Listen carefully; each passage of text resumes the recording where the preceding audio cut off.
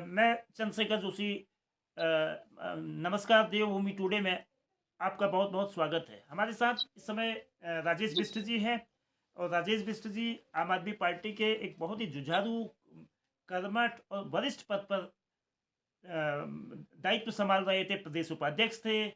2022 के विधानसभा का चुनाव उन्होंने लड़ा था लोहाघाट से। जन मुद्दों को लेकर लगातार वो जमीन से लेकर प्रदेश की राजधानी तक हर जगह आवाज उठाते रहे हैं। लेकिन ऐसा क्या हुआ कि उन्होंने एक आम आदमी पार्टी को छोड़ा। उससे पहले हम एक बहुत संक्षेप में ये बताना चाहेंगे कि 2022 के विधानसभा चुनाव के बाद पार्टी छोड़ने वालों की बहुत लंबी फहरिस्त है।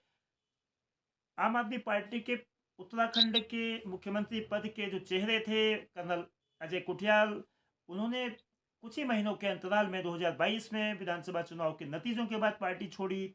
उसके बाद प्रदेश कार्यकारी अध्यक्ष अनंत राम चौहान, प्रदेश के एक और बड़े नेता सुवर्धन जी, प्रदेश प्रवक्ता राकेश काला, संजय भट्ट सहित बहुत बड़ी संख्या में पार्टी छोड़ी गई। लेकिन ऐसा क्या हुआ कि जन मुद्दों को, गांव की राजनीति को, गांव की समस्या को, कोर इशूज को, शिक्षा, स्वास्थ्य से लेकर आधारभूत ढांचे, भ्रष्टाचार की आवाज उठाने वाले राजेश बिष्ट जी ने पार्टी छोड़ी है। एक बहुत बड़ी घटना है। मुख्यमंत्री पुष्कर सिंह धामी के विधानसभा क्षेत्र वाले जिले चंपावत के में ये हुआ है। और आइए जानते हैं राजेश बिष्ट साहब का इसमें क्या नजरिया है। कृपया बिष्ट साहब ये बताएंगे कि आपने आम आदमी पार्टी के बहुत ही वरिष्ठ नेता रहे हैं, स्थापना के साथ साथ रहे हैं, मुद्दे उठाए हैं, संघर्ष किया है, ये नौबत क्यों आई? राजू प्रणाम आपको और बहुत धन्यवाद आपका करता हूँ कि आप समय समय पर मेरे को मौका देते हैं और आपके माध्यम से मैं जनता तक अपनी आवाज पहुंचा पाता हूँ।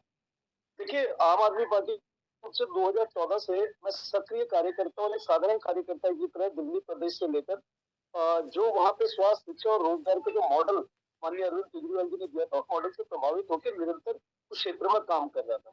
और मेरा सौभाग्य था कि दो में मुझे विधानसभा चुनाव लड़ने का मौका भी मिला।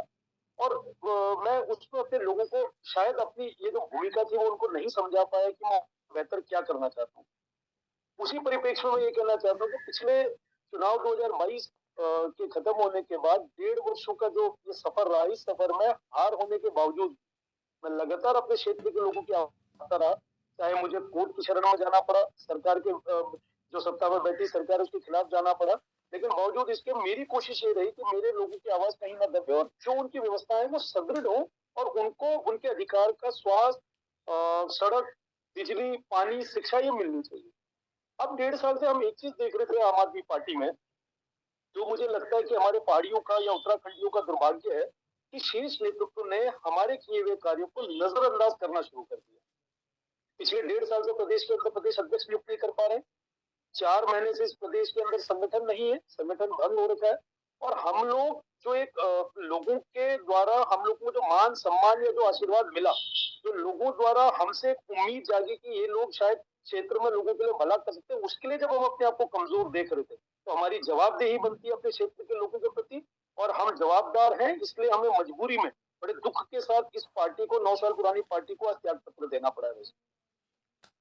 बिष्ट साहब, आपने बिल्कुल ठीक बात कही कि 4 महीने से संगठन भंग है और संगठन की निचले स्तर पर आम आदमी पार्टी की बहुत ही सीमित आवाज आ रही है। और केजरीवाल मॉडल की भी आपने प्रशंसा करी। तो आप अब किस पार्टी में जाएंगे और वहाँ आपकी क्या भूमिका होगी लोगों की सेवा को लेकर, जो आप पहले से करते रहे हैं? और क्या आप भविष्य में राजनीतिक दिशा विचारधारा देख रहे हैं? जो वैसे पिछले चुनाव को भी हम देखें तो लगभग लगभग 2 साल होने वाले हैं। तो आपने 2 सालों के अंदर मेरी कार्यशैली को जरूर नोटिस किया होगा। मैं किसी पद के लालच में किसी भी पार्टी पे जुड़ने वाला व्यक्ति नहीं हूँ। और जहां तक मेरी कार्यशैली है, मैं एक चीज जानता हूँ कि अगर आप शिक्षित हैं, आपको चीजों की जानकारी है, एडमिनिस्ट्रेशन से काम कैसे होता है, सरकार से काम कैसे कराया जा सकता है, तो आपको किसी पार्टी, किसी पद की कोई लालसा नहीं होनी चाहिए। वो मेरे अंदर, अपने अंदर मैं ये महसूस करता हूँ कि मैं सारे काम करवा सकता हूँ। दूसरी बात, अभी हमारे कुमाऊं के कुछ साथी जिन्होंने चुनाव लड़ा था हमारे साथ 2022 का, कुछ गढ़वाल के साथ ही, कुछ तराई के साथ ही आज 9 बजे एक बैठक हम लोगों ने रखी है देहरादून में ही।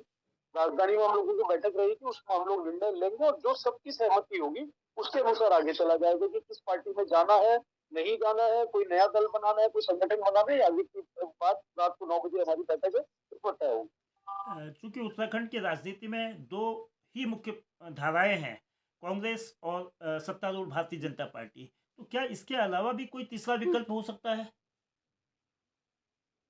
देखिए, विकल्प तो हम लोगों ने देने की कोशिश की और उस विकल्प को लोगों ने एकदम से बिल्कुल नकार दिया, क्योंकि उन्हें लग रहा था कि जो मुख्यधारा की पार्टी की आपने बात की बहुत पुरानी पार्टी है, ये प्रदेश के जल जंगल जमीन को जानती है और चूंकि यहाँ के लोगों का आजादी के बाद से या उत्तराखंड की लड़ाई के बाद से जो लोगों का भाव रहा है इन्हीं दो पार्टियों के बीच में रहा है, तो अभी बहुत जल्दी मैं कुछ नहीं कह पाऊंगा, क्योंकि 9 बजे जो हमारी बैठक होनी है वो सभी जो हमारे सम्मानित साथी हैं वो जो निर्णय लेंगे वो फैसला आपको मैं जरूर समय से अवगत कराऊंगा भाई। तो आपके साथ कितने लोग पार्टी छोड़ रहे हूँ?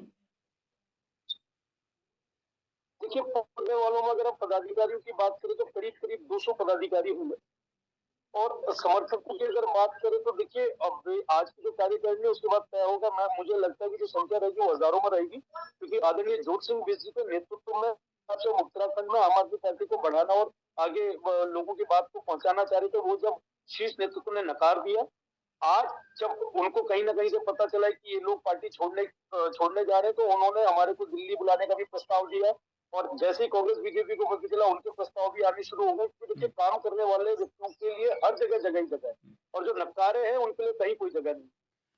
तो मतलब कुल मिलाकर आम आदमी पार्टी से आपका जो मोह भंग है वो उनकी संगठन की कमी, संगठन को काफ़ी समय से एक प्रकार से इनएक्टिव मोड में रखना, और अब आगे की क्या रणनीति होगी, क्योंकि 2024 के लोकसभा चुनाव एकदम करीब है, तो क्या आप सक्रिय राजनीति में तो जाहिर बात है जन मुद्दों को उठाते हुए रहेंगे, तो लोकसभा चुनाव मतलब ये कब तक आप तय कर लेंगे कि आपको किस पार्टी में जाना है? आज 9 बजे की बैठक के बाद ये खुलासा हो जाएगा या इसके लिए अभी और इंतजार करना पड़ेगा? आज 9 बजे की हम लोगों की मुख्य बैठक है अपने साथियों के साथ, वो ये तय करेगी कि हमने किस धारा में जाना है और मैं उम्मीद करता हूँ कि कल 1 बजे तक फैसला आपके सामने होगा। जी, बहुत बहुत धन्यवाद बिष्ट साहब, आपको शुभकामनाएं भी नई पारी के लिए। शुक्रिया। जी, प्रणाम प्रणाम। ये थे आम आदमी पार्टी छोड़ चुके राजेश बिष्ट।